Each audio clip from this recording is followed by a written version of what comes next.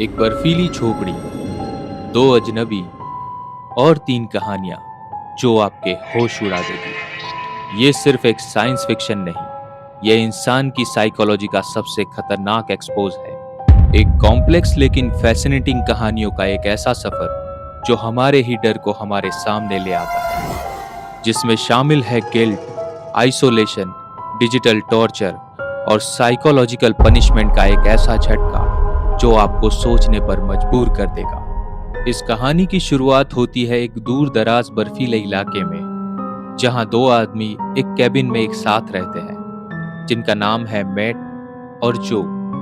Mat बहुत ही बातूनी है, लेकिन जो चुपचाप रहता है, जैसे वो किसी भारी गम में डूबा हो।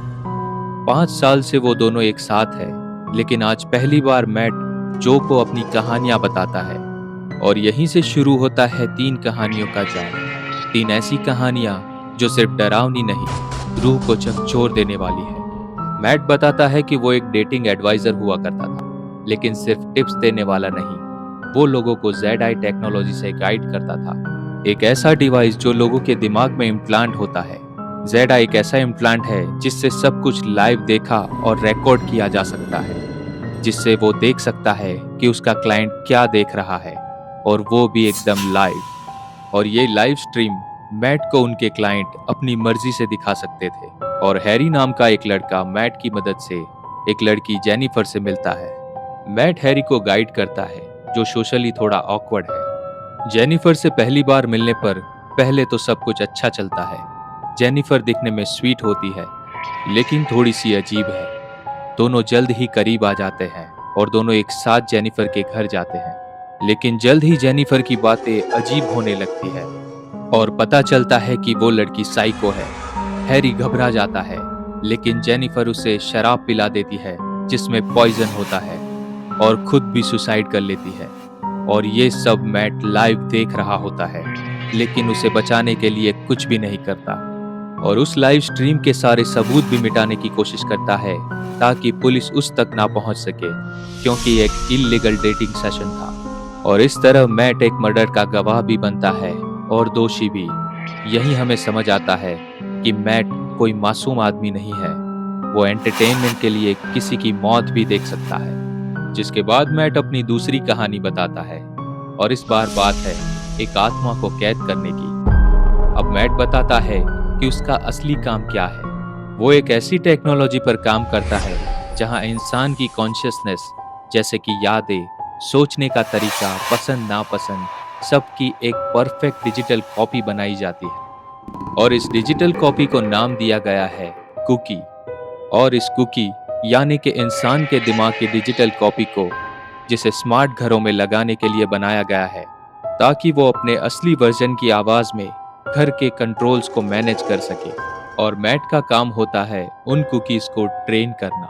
और मैट का ये काम सुनने में जितना ही कूल और फैसिनेटिंग लगता है, उसकी सच्चाई उतनी ही घिनौनी है। एक अमीर औरत ग्रेटा के दिमाग की एक एग्जैक्ट कॉपी बनाई जाती है, और अब वो डिजिटल माइंड एक छोटे से डिवाइस में डाल दिया गया है, जो दिखने में एलेक्सा जैसा है, लेकिन अंदर एक इंसान की सोच और उसकी तकलीफ बंद है।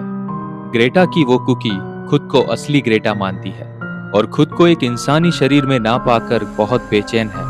उसका काम है असली ग्रेटा की हर जरूरत का ख्याल रखना, लेकिन समस्या ये है कि डिजिटल ग्रेटा को ये पसंद नहीं। उसकी हर एक फीलिंग्स और सोचने का तरीका बिल्कुल असली ग्रेटा जैसा है। एक तरह से वो ग्रेटा की आत्मा ही है, बस वो उसके शरीर में नहीं। और यहीं से मैट का काम शुरू होता है। वो उसे मनाने के बजाय उसे तोड़ना शुरू करता है, जिसके लिए मैट उसे साइकोलॉजिकली टॉर्चर करता है। वो कुकी के लिए टाइम एस्केलेशन ऑन कर देता है, जो समय को तेज करके महीनों तक अकेला छोड़ देता है, जिसमें असली दुनिया के महज 5 मिनट उस कुकी के लिए 6 महीने के बराबर होते हैं। अगर तकनीकी नज़र से देखा जाए तो ये किसी मशीन को प्रोग्राम करने जैसी बात है, लेकिन ग्रेटा की उस कुकी के लिए ये एक तरह का डिजिटल टॉर्चर ही है। और ये टॉर्चर ग्रेटा की उस कुकी को आखिर तोड़ देता है, और वो वर्चुअल स्लेव बनने के लिए तैयार हो जाती है। और आखिर में वो एक मशीन की तरह बर्ताव करना शुरू कर देती है, लेकिन वो आज भी खुद को मशीन नहीं मानती है।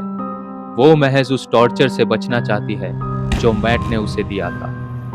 असली ग्रेटा के लिए ये कुकी महज एक प्रोग्राम है, एक तकनीक जो उसके रोजमर्रा का काम आसान कर रही है।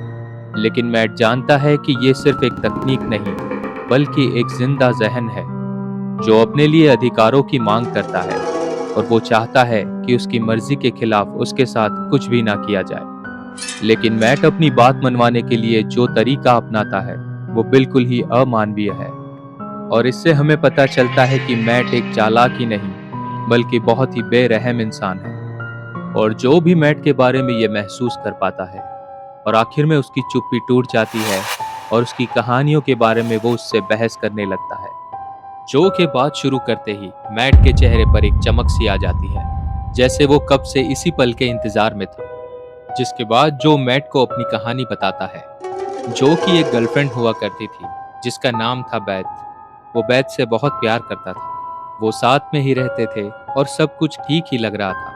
लेकिन बहुत ही जल्द उसे यह एहसास होने लगता है कि उसके रिश्ते में कुछ इमोशनल इम्बैलेंस है। जहां जो बैथ और अपने रिश्ते को लेकर काफी ऑब्सेसिव और इंटेंस था, वहीं बैथ ज्यादातर शांत और निजी स्वभाव की थी। जो अपने दोस्तों के सामने बैथ और उसके रिश्ते को लेकर जितना एक्सप्रेसिव रहता था, बैथ को वो बात उतनी ही इरिटेट करती थी। और जो को जब पता चलता है कि बैथ उसके बच्चे की मां बनने वाली है, तब तो उसकी खुशी का ठिकाना ही नहीं रहता। उसे लगने लगता है कि अब उसका रिश्ता और भी मजबूत हो जाएगा। लेकिन वो इस बात से बिल्कुल अनजान था कि आखिर बैथ क्या चाहती है। और जब बैथ उसे बताती है कि वो बच्चा तो चाहती है, लेकिन जो को उसे अपने भविष्य का हिस्सा नहीं बनाना चाहती, और वो बताती है कि अब वो इस रिश्ते से थक चुकी है। जो उसे समझाने की कोशिश करता है, लेकिन बैथ अपना फैसला पहले से ही कर चुकी है और वो जो को ब्लॉक कर देती है। और इस दुनिया में ब्लॉक का मतलब है अब वो दोनों ना एक दूसरे की शक्ल देख सकते हैं और ना ही एक दूसरे की आवाज सुन सकते हैं। वो एक दूसरे के लिए बस एक ब्लर्ड फिगर बन चुके हैं। बैथ उसे कभी अनब्लॉक नहीं करती और बाद में एक बेटी को जन्म देती है और जो को देखने तक नहीं देती। जो चोरी छिपे अपनी बेटी को देखने जाता है, लेकिन ब्लॉक किए जाने पर बच्चे अपने आप ब्लॉक हो जाते हैं और जो धीरे धीरे टूटने लगता है।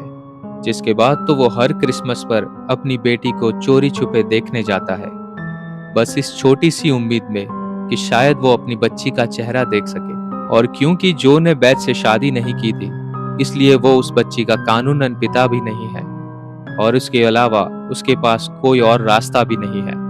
और ये साइकोलॉजिकल टॉर्चर जो को एक अलग ही इंसान बना देता है, जो फिजिकली तो आजाद है लेकिन इमोशनली एक कैद में है। और 5 साल बाद टीवी न्यूज से जो को पता चलता है कि बैथ की एक ट्रेन एक्सीडेंट में मौत हो चुकी है, जिसके साथ ही उसका ब्लॉक हट जाता है और वो बैथ का चेहरा देख पाता है। बैथ की मौत से जो काफी दुखी है, लेकिन अब वो अपनी बच्ची को भी देख पाएगा। और जो बिना वक्त गवाए बैथ के घर अपनी बच्ची को देखने जाता है। जो दूर से देख पाता है कि वो ब्लर अब हट चुका है और अब वो पहली बार अपनी बच्ची को देख पाएगा, और ये सोचकर उसे इमोशनली थोड़ी राहत मिलती है। लेकिन जब वो उस बच्ची का चेहरा पहली बार देखता है, तब वो देखते ही समझ जाता है कि वो बच्ची तो उसकी है ही नहीं, वो बच्ची एशियन दिखती है। और आखिर जो को उसके सवालों का जवाब मिल जाता है कि बैथ ने आखिरकार उसके साथ ऐसा क्यों किया था। दरअसल बैथ ने उसके एक एशियन फ्रेंड के साथ जो को चीट किया था, और इतने सालों से बैथ जो को उस गलती की सजा दे रही थी जो ने कभी की ही नहीं थी। और इतने बड़े धोखे को जो सहन नहीं कर पाता है, और गुस्से में इस बात का जवाब लेने के लिए वो बैथ के बूढ़े पिता के पास जाता है, जो उस घर में उस बच्ची के साथ अकेले रहते हैं। लेकिन उन दोनों में बहस हो जाती है और गुस्से में जो बैथ के पिता को मार देता है। और अपना गुस्सा शांत होते ही जो डर जाता है और बिना कुछ सोचे या समझे वहां से चला जाता है। बाहर बर्फबारी हो रही है, एक बच्ची सुनसान घर में अकेली है, ना खाना ना ही कोई मदद। वो बच्ची शायद अब ठंड में मर जाएगी, और जो ने उसे मरने के लिए अकेला छोड़ दिया। यहाँ पर जो कोई प्लान करके मर्डर करने नहीं आता है, लेकिन वो एक इमोशनल एक्सप्लोजन का शिकार होता है, लेकिन कानून की नज़र में इंटेंट नहीं, एक्शन देखा जाता है। और जो अब एक अपराधी है। जो का असली अपराध सिर्फ मर्डर नहीं, बल्कि इंसानियत का खात्मा है। जो के साथ जो कुछ भी हुआ और उसने जो कुछ भी सहा, उसमें ना ही उसके पिता और ना ही उस छोटी बच्ची का कोई अपराध था। अगर जो चाहता तो कम से कम उस छोटी बच्ची की जान तो बचा ही सकता था। जो कोई शैतान नहीं था, लेकिन हालात ने उसे ऐसा बना दिया था। और यहाँ से आता है इस कहानी का आखिरी ट्विस्ट, जहाँ से पूरी कहानी बदल जाती है।